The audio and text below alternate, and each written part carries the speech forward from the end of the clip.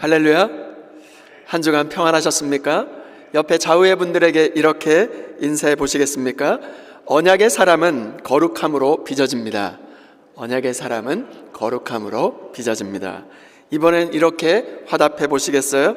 유혹 앞에서 무너지지 말고 거룩을 선택합시다. 유혹 앞에서 무너지지 말고 거룩을 선택합시다. 아멘이십니까? 우리는 3주 동안 요셉의 삶을 통해서 하나님께서 언약의 사람을 어떻게 빚으시는가를 살펴보았습니다.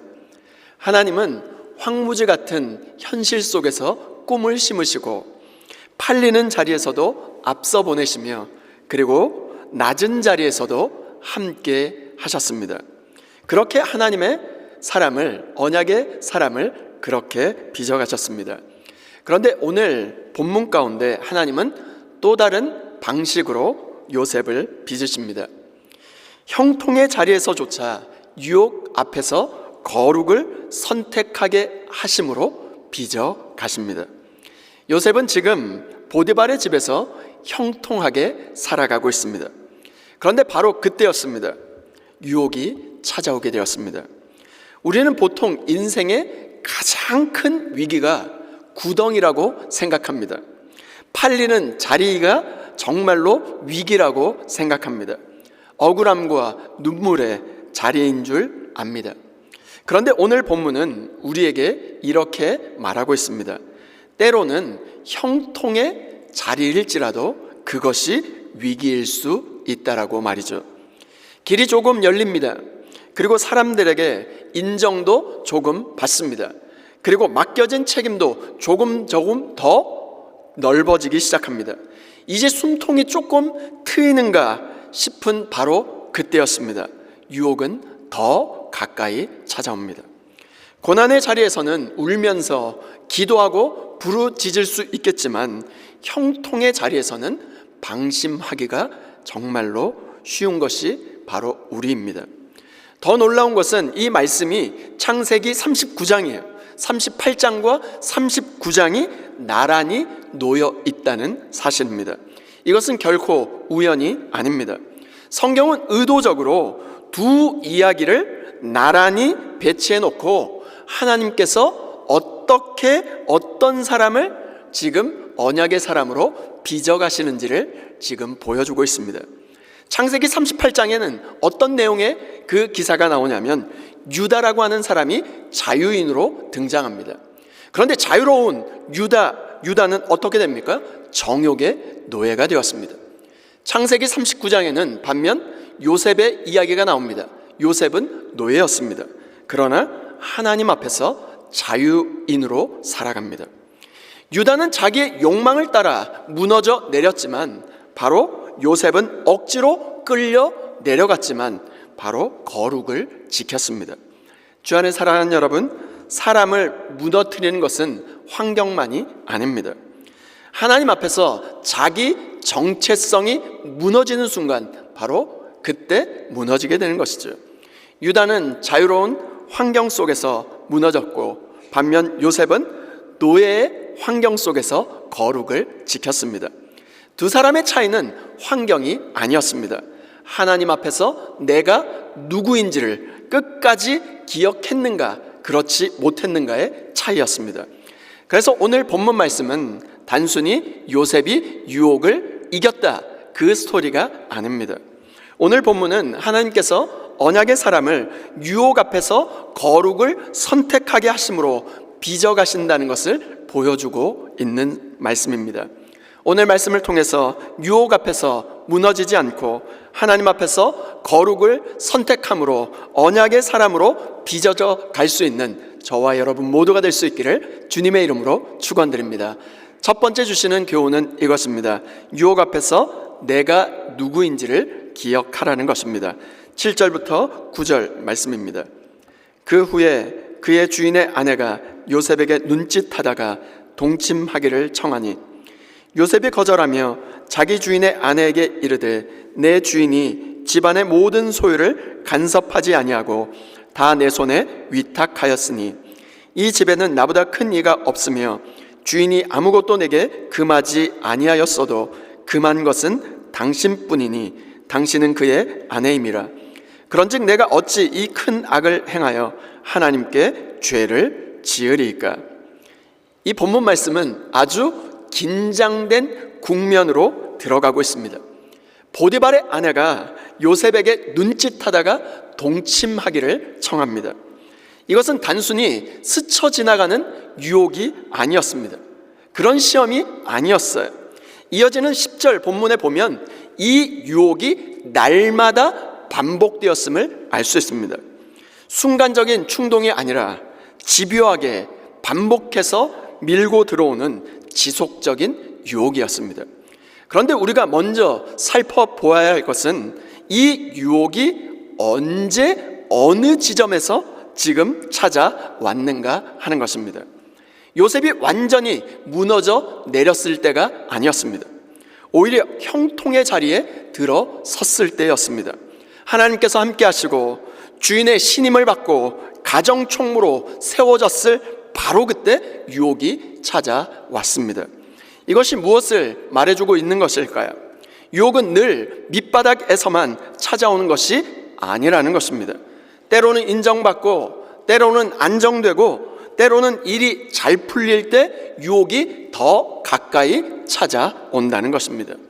고난의 자리에서는 울면서 기도하게 되지만 형통의 자리에서는 어떻습니까? 이 정도는 괜찮겠지, 지금까지 잘 해왔으니까 이쯤은 괜찮을 거야 하는 방심이 들어오기 쉽다는 것입니다. 그런데 이때 요셉이 어떻게 반응했을까요? 창세기 39장 8절 말씀입니다. 요셉이 거절하며 자기 주인의 아내에게 이르되 내 주인이 집안의 모든 소유를 간섭하지 아니하고 다 내 손에 위탁하였으니. 여기서 중요한 구절이 등장합니다. 요셉이 거절하며.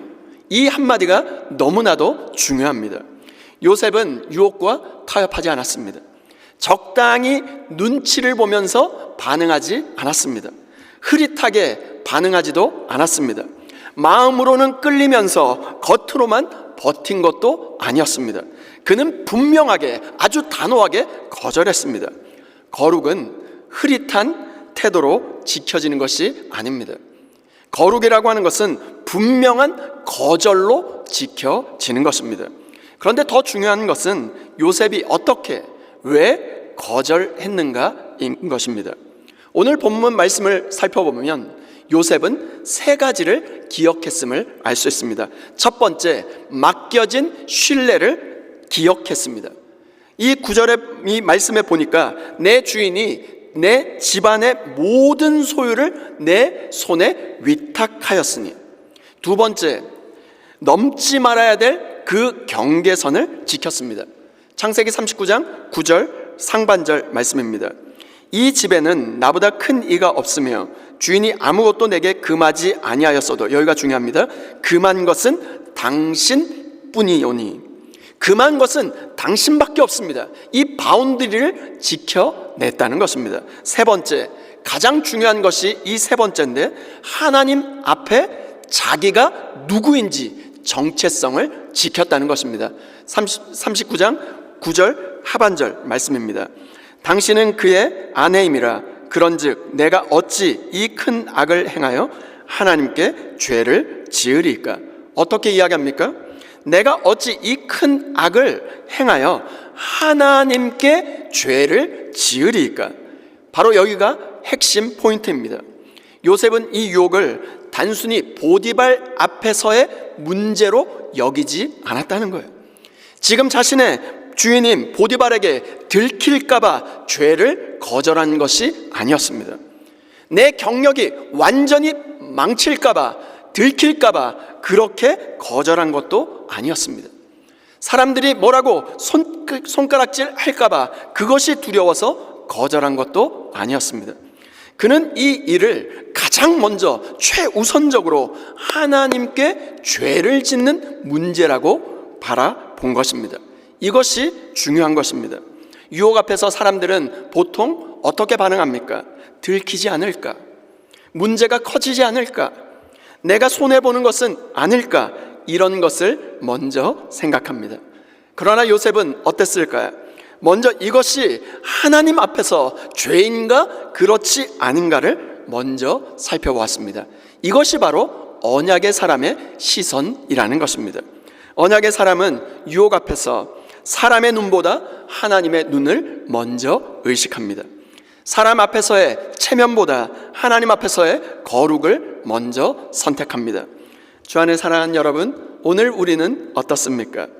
위기 앞에서, 유혹 앞에서 우리의 정체성을 잊어버리고 살아가고 있지는 않습니까? 하나님 앞에 서 있는 하나님의 사람으로 서 있어야 함에도 불구하고 순간 사람 앞에서, 문제 앞에서, 상황 앞에 서 있는 것은 아닙니까?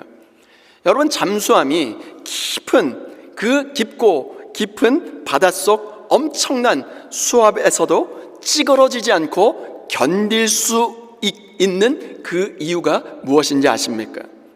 잠수함의 내부의 압력이 외부의 수압에 맞설 만큼 견고하게 유지되어 있기 때문입니다.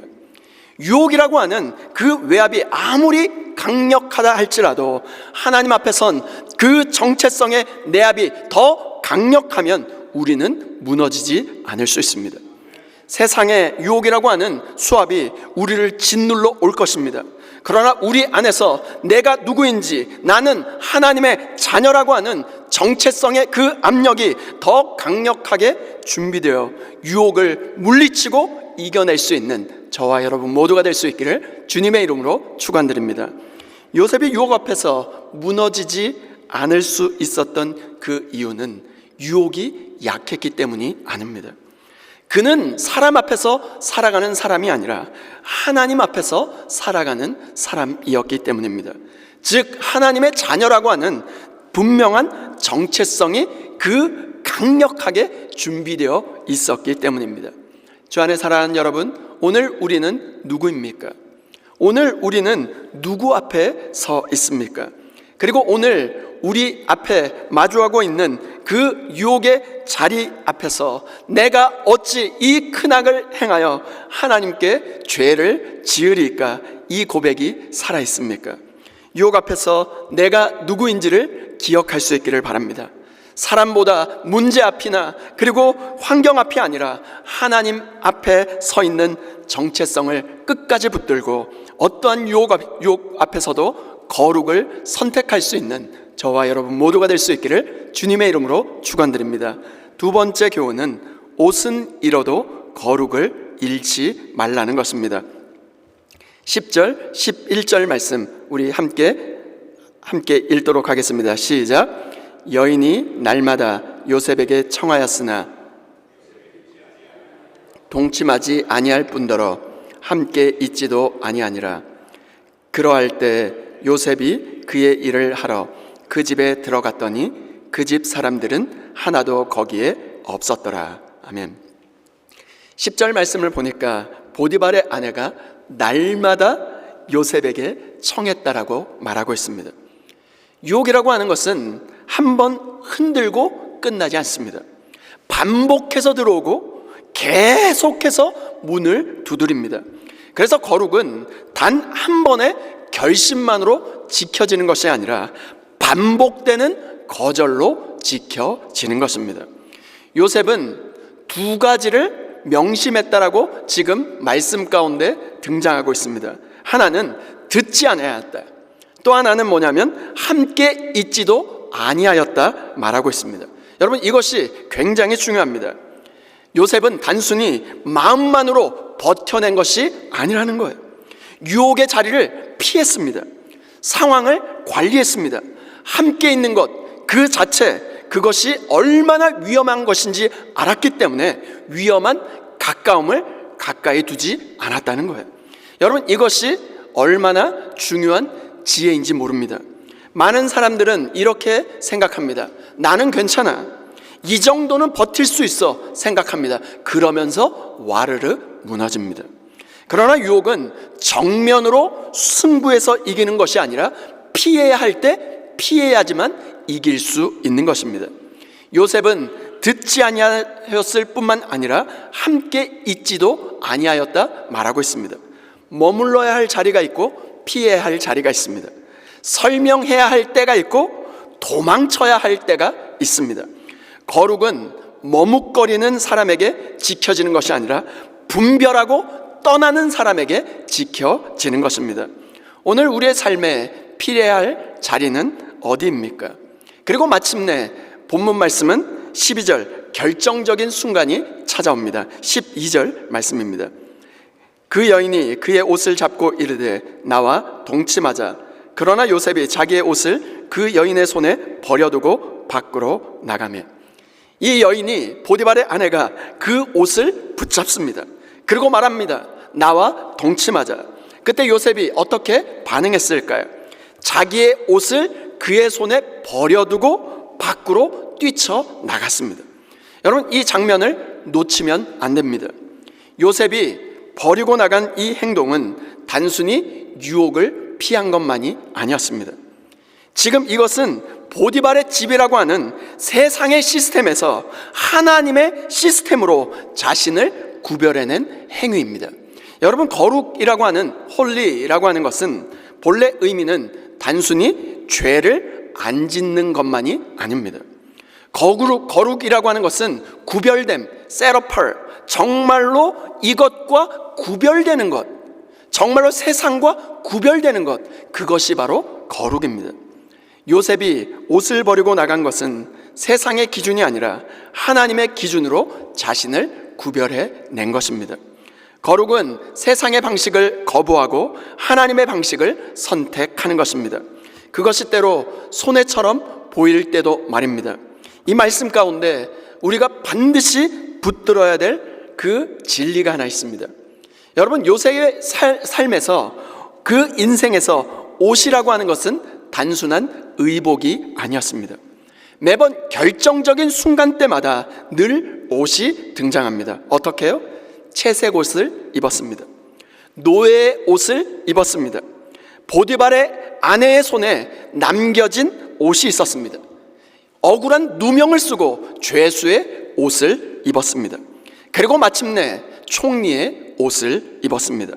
사람들은 계속해서 요셉의 그 옷을 벗겨냈습니다. 그러나 하나님은 그때마다 어떻게 하셨습니까? 그의 영혼에 더 깊은 거룩의 옷을 입히고 계셨습니다.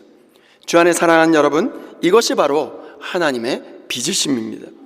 하나님은 꿈으로, 팔리는 자리로, 함께 하심으로, 그리고 오늘 유혹 앞에서 거룩을 선택함으로 언약의 사람을 빚어가고 계시는 것입니다.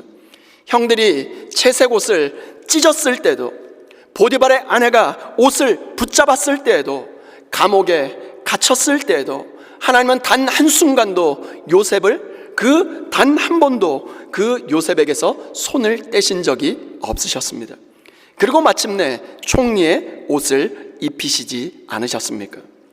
오늘 우리의 인생에 옷이 찢겨지고 있습니까? 지금 누군가 내 옷을 붙잡고 있는 것 같으십니까? 바로 그때 낙심하지 마시길 바랍니다. 하나님은 사람이 벗긴 그 옷보다 훨씬 더 아름다운 예수 그리스도의 거룩의 옷을 우리에게 입혀주고 계십니다. 요셉은 옷을 지키지 않았습니다. 체면을 지키지 않았습니다. 설명할 기회를 붙잡지 않았습니다. 오해받지 않을 길을 계산하지 않았습니다. 그는 거룩을 위하여 옷을 버렸습니다. 요셉은 옷을 놓쳤지만 거룩은 놓치지 않았습니다. 사람 앞에서 손해볼 것 같았지만 하나님 앞에서는 절대 무너지지 않았습니다.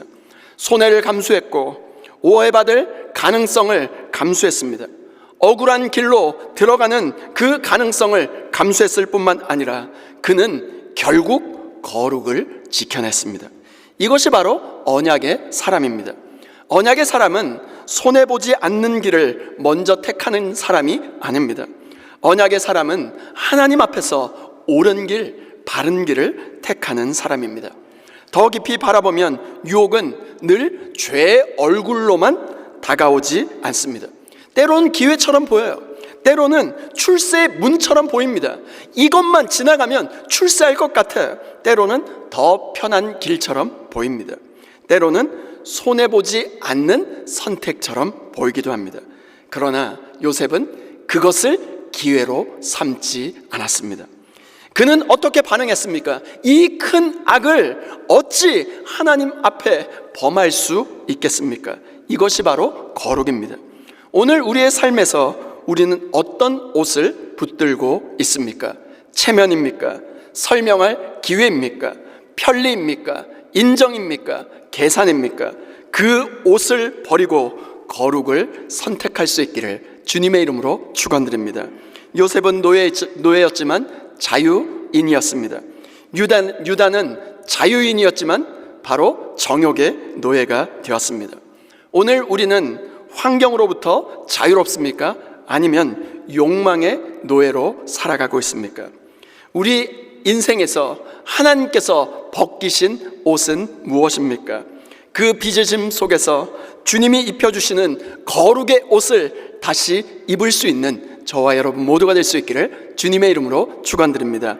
하나님은 오늘도 유혹 앞에서 타협하지 않고 손해를 감수하고서라도 거룩을 선택하는 언약의 사람을 빚어가고 계십니다.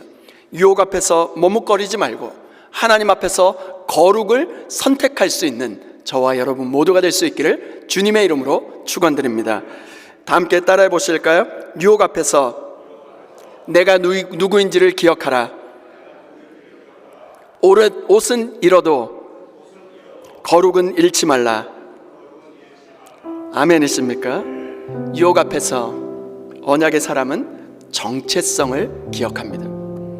옷은 버려도 거룩은 버리지 마시기를 바랍니다. 주 안에 사랑하는 여러분, 오늘 본문은 우리에게 매우 중요한 진리를 가르쳐주고 있습니다.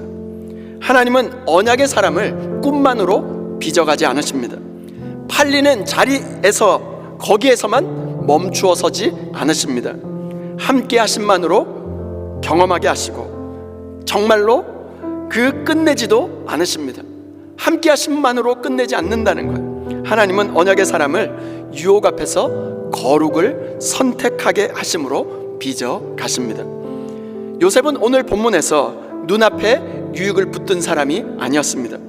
보이는 기회를 붙든 사람도 아니었어요. 그는 하나님 앞에서 자신의 정체성을 지켰고 손해를 감수하고서라도 거룩을 선택했습니다. 참된 믿음은 사람들이 주목하는 자리이기보다 아무도 보지 않는 그 자리에서 드러납니다. 참된 거룩은 드러나는 자리보다 유혹 앞에서 그 진가가 드러납니다. 그리고 그 거룩한 선택이 요셉을 감옥으로 보내는 것 같았지만 하나님은 그 감옥을 총리로 그 가게 하는 길로 바꾸셨습니다. 기억하시길 바랍니다. 요셉의 인생에서 채색옷이 찢겨졌을 때, 노예가 되었을 때, 보디발의 아내가 옷을 붙잡았을 때, 억울하게 감옥에 가게 되었을 때, 그때마다 사람들은 요셉의 옷을 벗겼습니다. 그러나 하나님은 단 한순간도 요셉에게 손을 떼신 적이 단 한순간도 없으셨습니다. 그리고 마침내 바로왕이 세마포 옷을 입히고 금사슬을 걸어주는 날이 오지 않았습니까? 사람이 벗긴 것보다 훨씬 더 아름답고 영광스러운 옷으로 하나님께서 입혀주셨습니다. 오늘 하나님은 우리에게 묻고 계십니다. 오늘 우리는 유혹 앞에서 내가 누구인지를 기억하고 있습니까? 오늘 우리는 사람 앞보다 하나님 앞에 서 있습니까? 오늘 우리는 손해를 감수하고서라도 거룩을 선택하시겠습니까? 그러므로 이번 한 주 동안 유혹 앞에서 우리가 누구인지, 내가 하나님의 자녀됨의 그 정체성을 기억하고 살아갈 수 있기를 소원합니다. 흐릿한 태도가 아니라 분명한 거룩, 분명한 거절로 거룩을 지켜낼 수 있기를 바랍니다. 그리고 옷은 잃어도 거룩을 놓치지 마시길 바랍니다. 문제 앞과 현실 앞이 아니라 하나님 앞에 설 수 있기를 바랍니다. 언약의 사람은 하나님 앞에 서 있는 그 한 사람을 통하여 언약의 사람이 빚어가게 되는 것입니다. 오늘 우리는 언약의 사람임을 기억하시길 바랍니다. 요셉은 노예였지만 자유인이었어요. 왜냐하면 욕망에 끌려가지 않고 하나님 앞에서 자기 자신을 지켰기 때문입니다. 그 거룩한 선택이 결국 어떻게 됩니까? 한 가문을 살리고 한 세대를 살리고 한 민족을 살리는 복의 통로로 이어지지 않았습니까? 하나님은 오늘도 거룩을 선택하는 사람을 언약의 사람으로 빚어 가십니다. 그 빚으심 속에서 우리 모두가 유혹 앞에서도 정체성을 지켜내고 손해를 감수하고서라도 거룩을 선택하며 마침내 하나님이 기뻐하시는 언약의 사람으로 더 깊이 빚어져 갈 수 있기를 주님의 이름으로 축원드립니다.